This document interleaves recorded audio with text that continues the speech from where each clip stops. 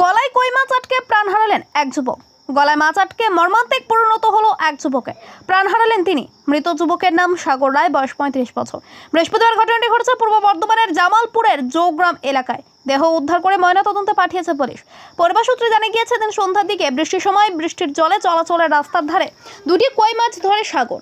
তখন ভুনাক্ষরেও তিনি বুঝতে পারেননি ওই মাছেই তার মরণ রয়েছে, আর জানতো না বলেই আরও কয়েকটি মাছ ধরার জন্য ব্যস্ত হয়ে পড়েন। সেই সময় একটি কই মাছকে মুখের মধ্যে দাঁত দিয়ে ধরে রাখে সাগর, আর তখনই ঘটে যায় বিপত্তি।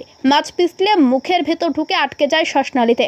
এরপরে তড়িঘড়ি ওই যুবককে উদ্ধার করে নিয়ে যাওয়া হয় স্থানীয় হাসপাতালে, কিন্তু ততক্ষণে সব শেষ। সেখানে কর্তব্যরত চিকিৎসক তাকে দেখার পর মৃত বলে ঘোষণা করেন।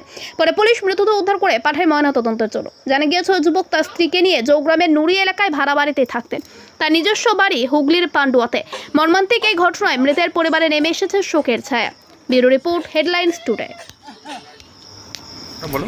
ওই মাছ ধরতে গিয়ে মানে দুটো হাতে দুটো ধরেছে, একটা দেখেছে, একটা মুখে নিয়ে একটা ধরতে গেছে, দিয়ে সময় মুখের ভেতরে ঢুকে গেছে, দিয়ে গলায় আটকে যায় নাকি? গলায় আটকে গেছে।